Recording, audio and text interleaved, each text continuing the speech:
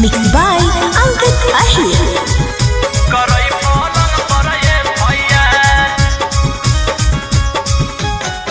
आगे होते गावाना गेलिए ससुररिया गे सखी हमारा करई खूब प्यार आगे होते गावाना गेलिए ससुररिया गे सखी हमारा करई खूब प्यार आगे मिलल बहलमुआ थानेदार गे सखी करई पलंग पर ये भैयार आगे मिलल भातार थानेदार गे सखी करई पलंग पर ये भैयार मिलल भातार थानेदार गे सखी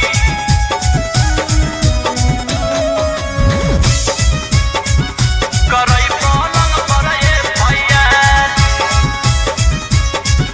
करई पलंग पर ये भैयार रोज रोज रतिया पियावा करो है कराई महे होते भोर हरिया मारै कमरिए पर फाइन हे रोज रोज रतिया पियावा करो है कराई महे होते भोर हरिया मारै कमरिए पर फाइन हे नया नया बनावो है नियम मनावो है गे सखी पियावा रोजे नया नया बनावो है नियम मनावो है गे सखी पियावा रोजे टावर अग मिलल बहलमुआ थानेदार गे सखी करई पलंग पर ये भैयार अग मिलल भातार थानेदार गे सखी करई पलंग पर ये भैयार मिलल भातार थानेदार गे सखी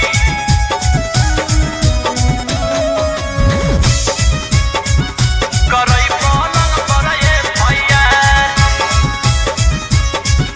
करई पलंग पर ये भैयार कर के इशारा बंद कर है जब केवड़िया हे लागै बड़ी डारवा पियावा खींच है जब सड़िया हे कर के इशारा बंद कर है जब केवड़िया हे लागै बड़ी डारवा पियावा खींच है जब सड़िया हे शांतु न पंकज नहीं बुझ है बतिया गे दे है दर्द कावर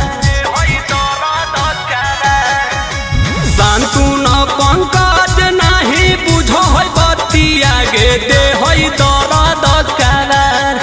अग मिलल बहलमुआ थानेदार गे सखी करई पलंग पर ये भैयार